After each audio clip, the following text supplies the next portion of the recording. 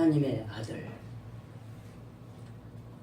아까 찬양도 했지만은 전부 다 하나님의 아들로서 좋은 일만 늘 있기를 원합니다. 아멘. 다 그러한 복을 받으셔서 우리가 이 땅에서 하나님께서 보내주신 빛과 소금의 역할을 잘 감당하기를 소원합니다. 아멘.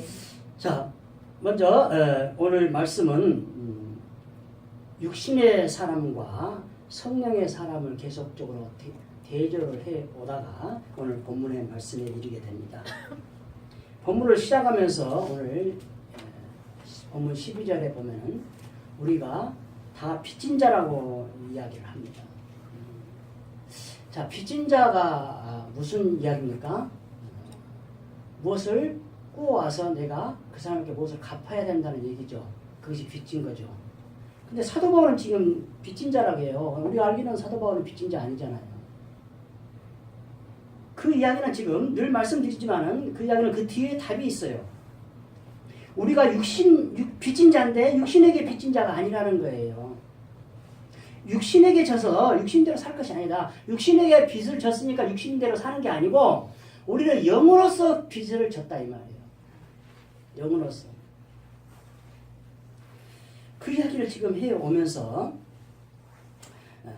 영으로서 몸의 행실을 죽이라 이렇게 하고 있습니다.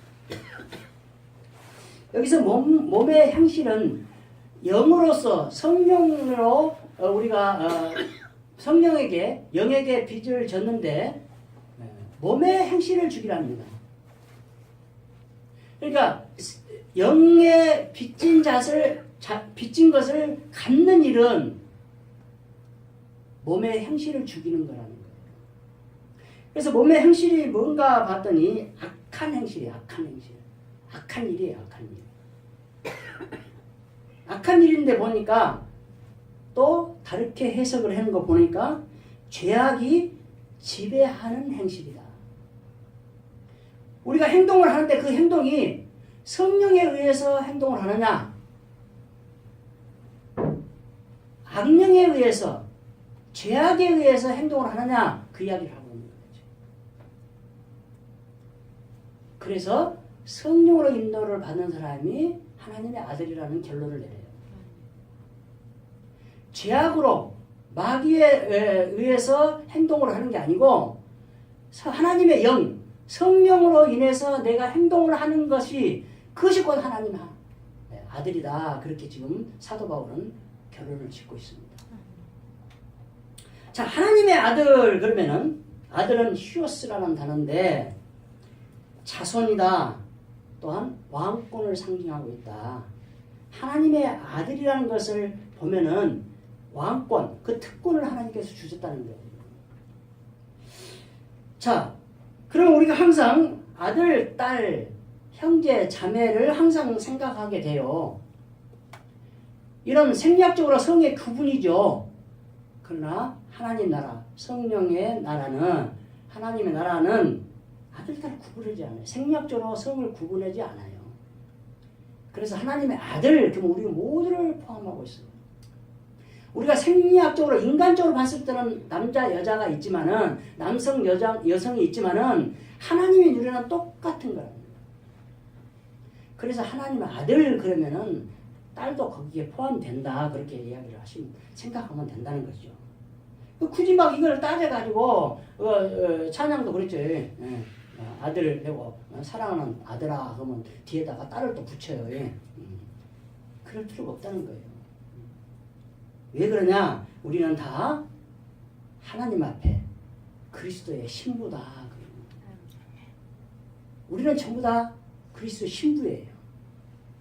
인간적인 생각을 하니까 아들, 딸을 구분을 하는 거예요. 근데 하나님 앞에는 다 신부예요. 고린도후서 11장 2절 내가 하나님의 열심으로 너희를 위하여 열심을 내노니 내가 너희를 정결한 처녀로 한 남편인 그리스도께 드리려고 중매함이로다. 사도 바울이 지금 고린도 교회에 편지하면서 이렇게 써요. 너희는 다 처녀라는 거예요. 처녀. 여기서 말하는 것은 생략적으로 처녀를 이야기하는 게 아니라는 거예요. 흠없는 생활을 하는 사람, 몸의 행실을 죽이는 사람을 이야기하고 있다는 거예요.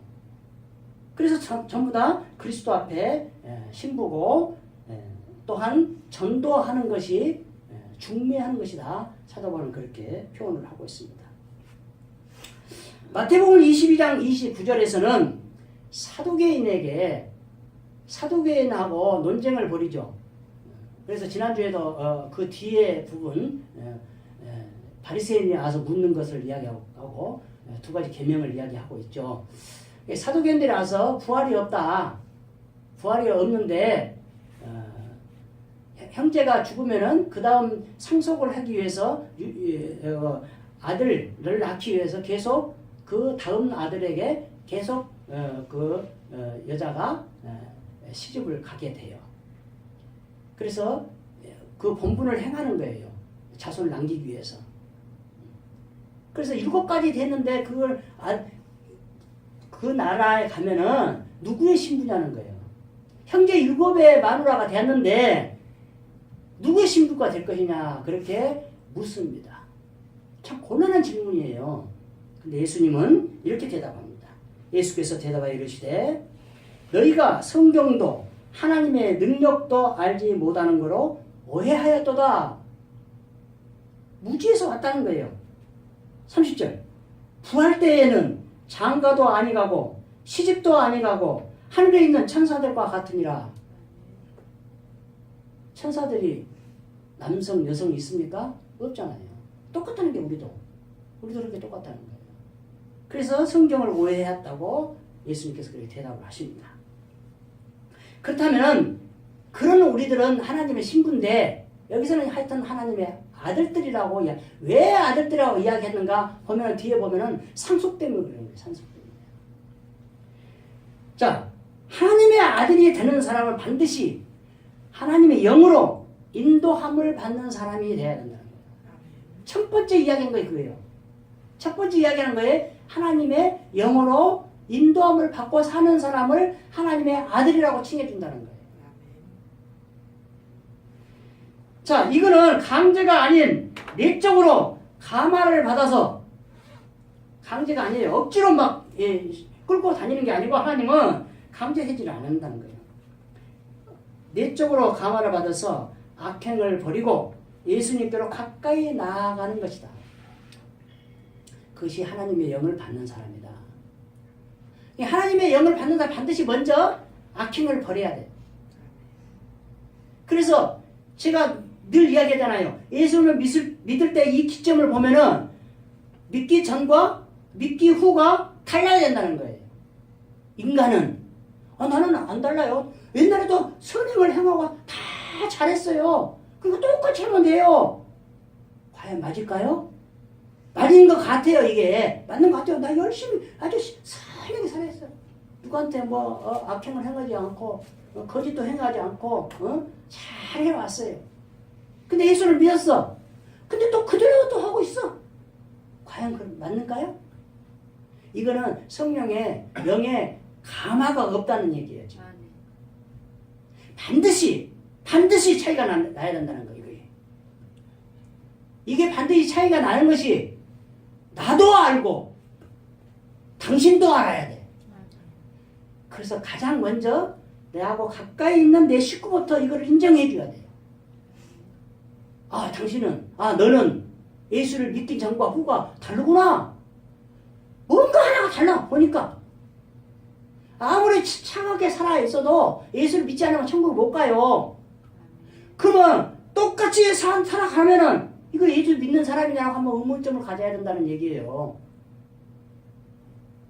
그래서 반드시 다른 행동이 나와야 돼. 악행을 버리고. 반드시라는 거예요, 이거는. 갈라디아서 5장 18절 너희가 만일 성령의 인도하시는 바가 되면 율법 아래 있지 아니하니라. 성령으로 인도하심을 받는 사람은 율법을 무서워하고 두려워. 오늘 본문에도 15절에 두려워한다는 것이 나와요. 지금 무서워한다는 게 나오잖아요.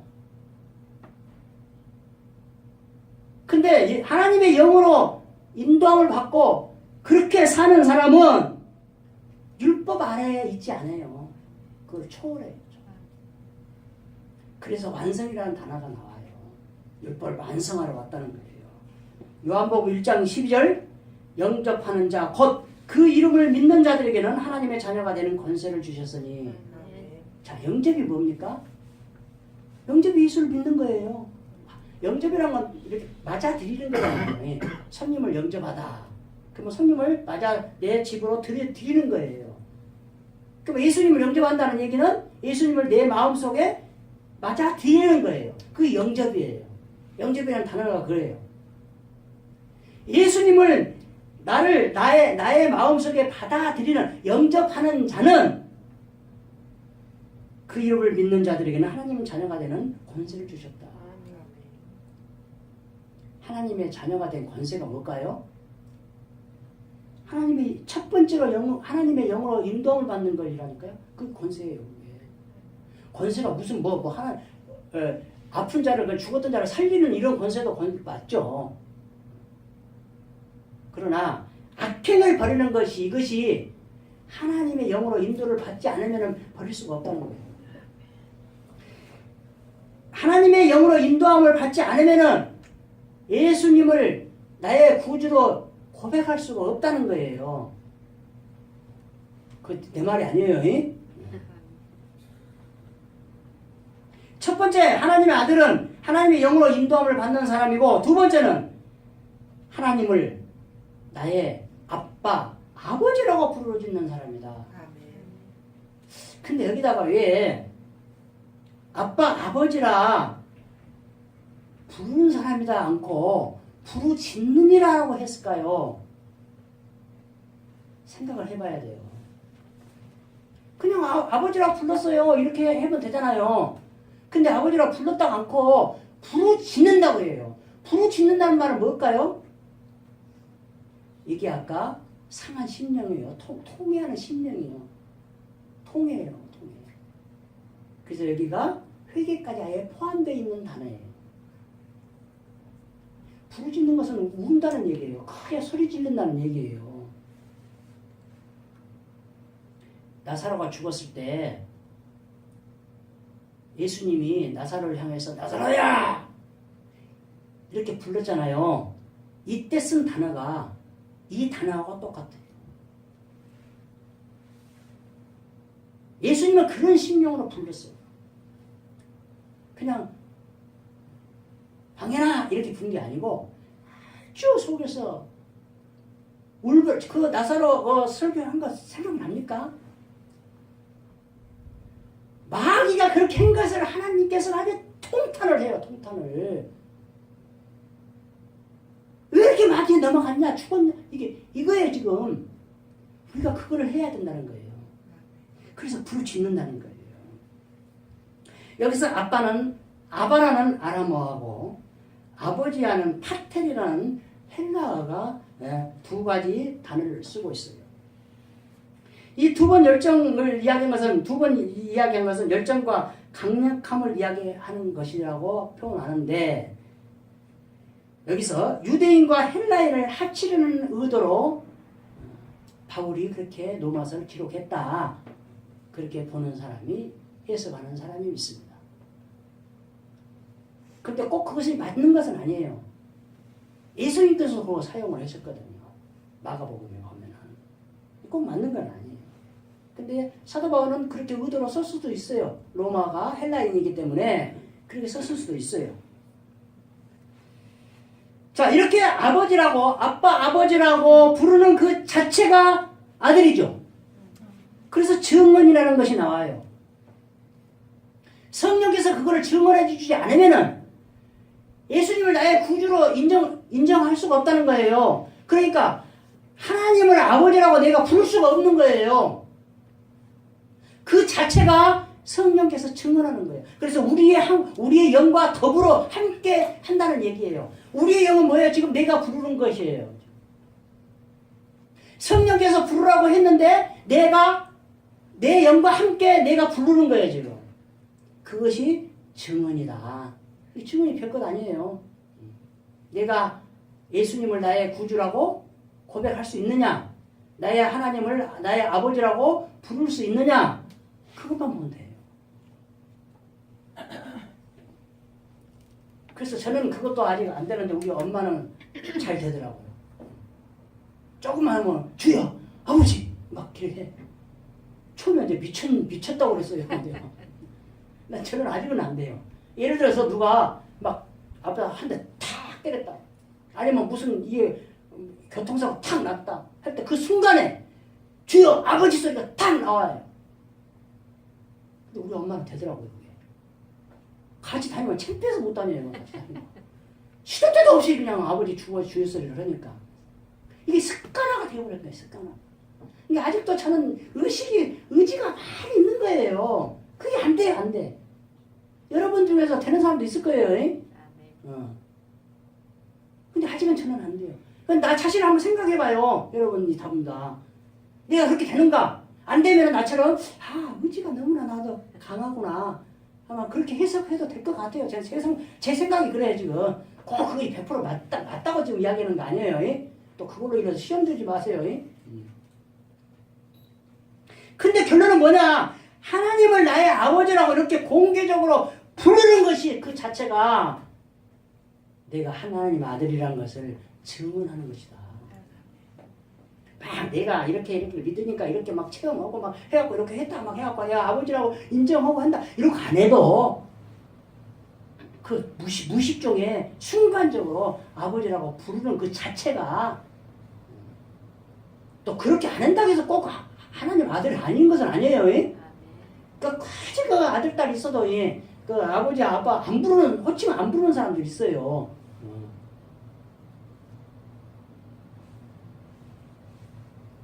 신명기 14장 1절 전반절 보면은 너희는 너희 하나님 여호와의 자녀이라. 하나님 아버지의 자녀라고 인정합니다. 2절 너는 네 하나님 여호와의 성민이라. 이제 여기서 성민이라는 단어가 나오죠. 여호와께서 지상 만민 중에서 너를 택하여 자기 기업의 백성으로 삼으셨느니라. 여기서 기업은 오늘 본문에 있는 상속기예요. 또 다른 데서는 그렇죠. 우리 자체가 하나님의 기업이라고 밭으로 표현을 하고 있죠. 갈라디아서 4장 6절 너희가 아들임으로 하나님이 그 아들의 영을 우리 마음 가운데 보내사 아들, 아빠, 아버지라 부르게 하셨느니라. 딱 나왔잖아 지금. 하나님이 그 아들의 영을 여기다 주었기 때문에 우리가 그렇게 부를 수가 있다고 지금 갈라디아서에도 기록을 하고 있습니다.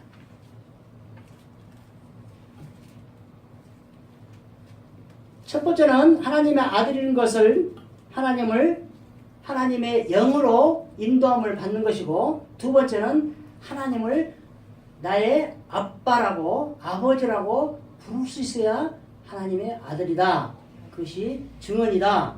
세 번째는 주님과 예수님과 하나님과 함께 상속도 받고 고난도 함께 받는 사람이어야 된다.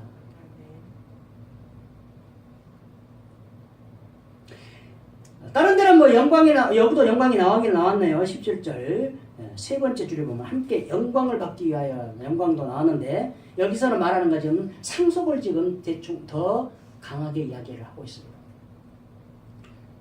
하나님의 아들은 반드시 상속을 받는다. 나는 뭐 상속해 줄 것도 없지만은 상속을 받는다. 근데 그 상속을 받으려면 주님이 받은 그 고난을 함께 받아야 된다. 그 이야기죠. 아들이면 반드시 그렇게 해야 된다는 거예요. 자, 인간적으로 우리 아들, 딸들이 상속을 받으면은 아버지하고 하루도 같이 안 살고 멀리 떨어져 있는데 그냥 의무적으로 주나요? 그래서 유언을 쓰잖아요. 유언을 써가지고 미리 그냥 다 갈라놓고 그런 어떤 자녀에게는 안 줘보기도 하고 그러잖아요. 그 아들이 아니라고, 딸이 아니라고 생각하니까 안 주는 거예요. 반드시 함께 해야 돼요. 여기서 지금 양자라는 단어가 15절에 나오는데 양자의 영이라고 이야기 나옵니다. 자, 노마의 상속법에는 이때 당시 노마의 사람들에게 지금 기록을 하고 있으니까 노마법에 의해서 지금 이 사도 바울은 이 노마서를 기록하고 있습니다. 그 로마, 지금 우리나라도 그렇게 똑같이 해줘. 양자도 아들과 똑같이 인정을 해준다. 그래서 그전 이야기처럼 노마 그거 보면 반지를 딱 빼줘가지고 주잖아요. 이 반지가 도장이에요. 거기가 도장이 있어요. 그래서 반지 도장 딱 찍잖아요. 이렇게. 그러니까 내 모든 것을 너에게 준다. 이런 의미잖아요. 자, 그리스도와 함께 이렇게 상속을 받으려면은 고난도 받아야 된다. 그 상속은 하나님의 영광을 이야기하고 있다. 사도행전 14장 22절 중반전에 보면 또 우리가 하나님의 나라에 들어가려면 많은 환난을 겪어야 할 것이니라. 반드시 환난을 겪어야 된다는 거예요. 반드시 고난을 겪어야 된다는 거예요. 그래서 제가 그 이야기를 하면서 십자가의 영광을 받으려면은, 부활의 영광을 받으려면은 십자가를 메고 골고다 언덕을 올라가서 십자가에서 죽어야 한다. 이것이 그리스도의 고난이에요. 그리스도께서 가신 길을 똑같이 가야 된다. 그러면 뭐 사서 고생을 해야 된다고 꼭 우리가 막 일부러 막 사가지고 그냥 고생을 한다는 그런 의미가 아니에요. 예수 그리스도를 믿는 것 때문에 받는 것이 그 고난이라는 거예요. 불이익을 많이 받죠. 예. 제가 대표적으로 이야기했잖아요. 그 이야기를 내 인생에서는 혼자 다닐 때 그 받은 그 불이익이 저한테 십자가의 고난일 수도 있다. 그렇게 저는 생각했어요. 누가복음 24장 26절에는 예수 그리스도가 직접 말씀하십니다. 그리스도가 다 이런 고난을 받고 자기의 영광에 들어가야 할 것이 아니냐. 예수 그리스도가 그렇게 직접 이야기를 했어요. 이 고난을 받아야만이 그리스도 영광을 나도 받을 수가 있다. 베드로가 모델을 했잖아요. 그러니까 그런 이야기 말씀하신 거예요.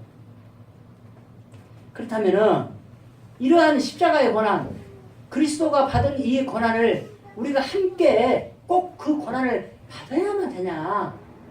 그 이유를 로마에서 14장 8절에서 기록하고 있습니다.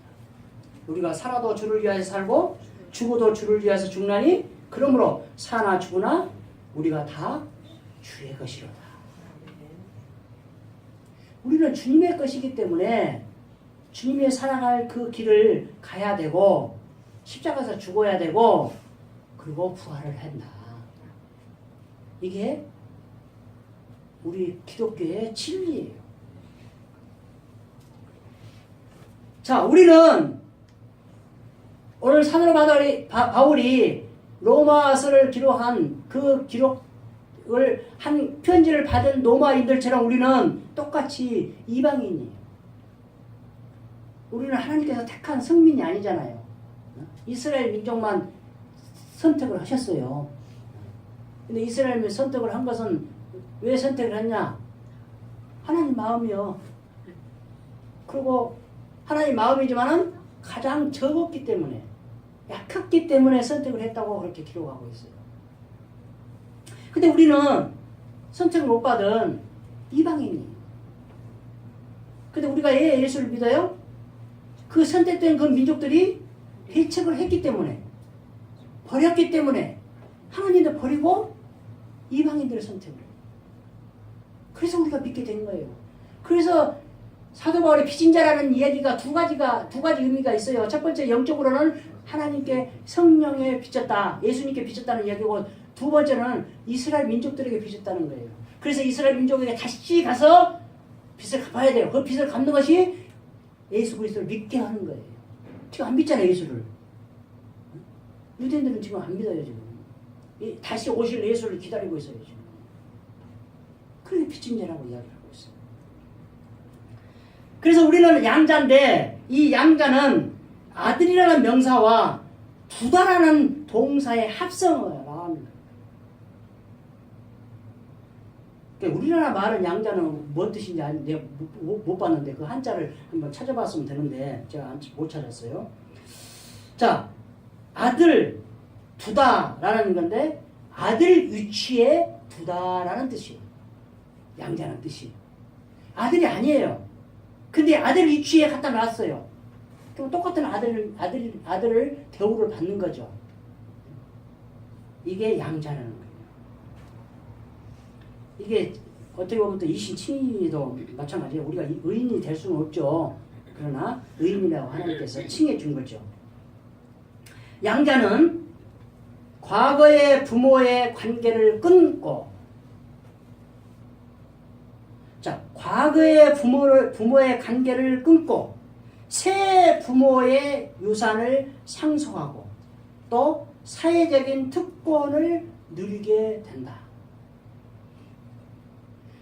자, 새 부모의 유산을 상속하고 새 부모에게 있는 모든 사회적인 특권을, 권리를 누리고 있는데 조건이 있죠. 조건이 뭐예요? 과거의 부모의 관계를 끊어야 돼. 자, 이거를 지금 우리의 영적으로 지금 대입을 시키면 어떻게 대입을 될까요? 하나님의 아들이 된 우리는 죄와의 관계를 끊고, 옛날에 과거의 관계를 끊어야 돼요. 과거의 부모의 관계를 끊어야 돼요. 끊고 하나님의 유산인 구원과 자유를 얻게 된다. 특권이 그예요. 특권. 구원의 특권도 얻고 또 진리 안에서 자유함을 누려요. 이게 우리 아들 된, 양자에 된, 우리 하나님의 아들 된 특권이에요. 자, 한 가지만 말씀드리고 말씀을 마칠까 합니다. 빨리 끝나죠. 예. 15절에 보면 너희는 다시 무서워하는 종의 영을 받지 않고, 여기서 종의 영이 나와요. 노예의 영이 나와요. 자, 과거에 했던 것을 끊어야 된다고 했잖아요. 몸의 행실을 끊어야 된다. 악한 행실을 끊어야 돼요. 죄악에 지배된 그 잘못된 행실을 끊어야 돼요. 근데 출애굽을 하는데 애굽으로 자꾸 돌아가려고 해요. 그걸 끊어야 돼요. 그 끊는 것이 홍해를 건너는 사건이에요. 우리 힘으로 될 수 없어요. 자, 노예에 속하는 마음의 상태는 두려움이 있어요. 무서움이 있어요. 자, 우리는 지금 하나님 앞에 예배 드리면서 하나님이 무서워서 예배 드립니까? 근데 저기 잘못된 사람들은 푸닥거리하고 제사 지내고 한 사람들은 다 무서워서 하죠. 푸닥거리. 당신 이거 안 하면 당신 아들 죽어. 당신 사업 망해. 이거 300만 원짜리야. 한번 드려야 돼. 그러니까 푸닥거리잖아요. 무서워서 하는 거예요. 근데 이거를 우리 하나님 아들 때는 우리가 하고 있다는 거예요. 오늘 주일 빠지면 하나님이 나 큰일 나겠는데 안 돼. 예배 드려야 돼 가서. 이러면 안 돼. 그러면 내가 지금 하나님 아들이 아니라는 거예요. 하나님의 아들은 무서워서 하는 게 아니고 감사해서. 나를 구원해 주셔서 감사해서. 감사해서 가서 예배 드려야 돼. 무서워서 드리는, 혹시라도 내 마음에 하나님 예배 안 드리면 큰일 나겠다. 무서워서 예배 드리면 나를 지금 다시 점검해야 돼. 나를 다시 한번 설정을 다시 해야 돼. 근데 기뻐. 주일 기다려야죠. 주일날 어떤 말씀을 들을까? 하나님의 주일날 예배 드릴 때 나에게 또 어떤 감동을 주실까? 기뻐서 와야 돼. 기뻐서. 그래서 예배 드릴 때 기뻐야 돼. 근데 우리는 아까 하나님 아버지를 부르는 자를, 아버지라 부르는 자는 기쁘고 감사하고 정지를 해서 국악에 쿵 짝짝짝 해 나와야 되는데 나부터도 안 돼. 그것이 왜? 어릴 때부터 그것이 안 해왔어. 미국 사람들이 예배 드리면 그렇게 안 드리잖아요. 우리 한 번씩 보잖아요. 외국 사람들이 예배 드리는 거. 어떤 사람 서서 막 일막 찬양을 해서 말씀 들을 때도 감사합니다. 아멘. 막 이래. 우리나라 그걸 하면 미친놈이야. 왜 그럴까요? 유교적인 사상이 있기 때문에 체면사상, 양반 체면사상이 있기 때문에 이게. 그래서 그래는 버려야 돼. 근데 그렇게 생각을 나도 하면서 그냥 안 돼 나도 조금씩만 하려고 조금씩은 되는데 워낙 몸치라 못해 이거를. 그래서 케이팝이나 그 보면서 참 부러워요. 목소리도 진짜 기가 막히고 몸도 이렇게 춤추는 거 보면 그 선이 진짜 예뻐요 진짜.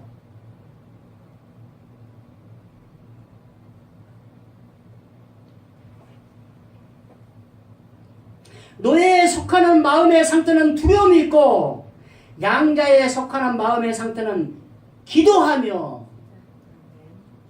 하나님을 아버지라 부르짖는 능력을 갖게 됐다. 부르짖는다는 게 뭐라고 했어요 아까? 부른다는 뜻이 아니에요. 아버지 내가 여기 있을 수 없는 죄인인데 하나님께서 불러주셔서 감사합니다 아버지. 그 상태가 크라조다는 단어. 그래서 사단에게 넘어가서 지금 죽어가는 아까 금방 누구야? 나사로가 불쌍하고 그것이 억울해서 나사로야! 그 부르짖는 나사로라고 부르짖는 그 단어가 크라도라는 그런 아버지라고 부르짖는 그 단어예요.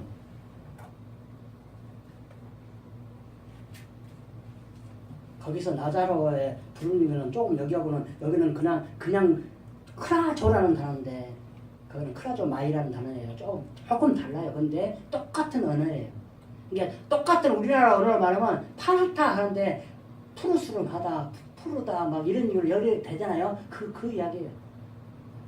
그래서 제가 늘 말했습니다. 뭘 설교하면서 그걸 자세히 설명할 필요는 없지만은 제가 조금 더 어렸을 때 예수를 믿었다면 이런 거를 공부를 다 했어야 된다는 얘기예요. 근데 지금은 제가 하려고 해도 막 안 돼요. 금방 해도 다 잊어버리고 언어라는 것이 안 쓰면 잊어요. 그러니까 젊은 사람들 좀 막 열심히 좀 하세요. 열심히 좀. 지금 필요 없을 것 같아도 해요. 그럼 나중에 다 씁니다. 말씀 맞습니다. 우리는 하나님의 아들입니다. 그 하나님이 누굽니까? 천지 우주 만물을 창조하신 전능하신 창조주 하나님입니다. 그 하나님의 자녀라는 상속권이 있는 자녀라는 사실이 너무나 감사하지 않습니까? 그 하나만큼이라도 하나만 생각하더라도 감사해서 눈물이 나오고 기뻐할 수밖에 없습니다.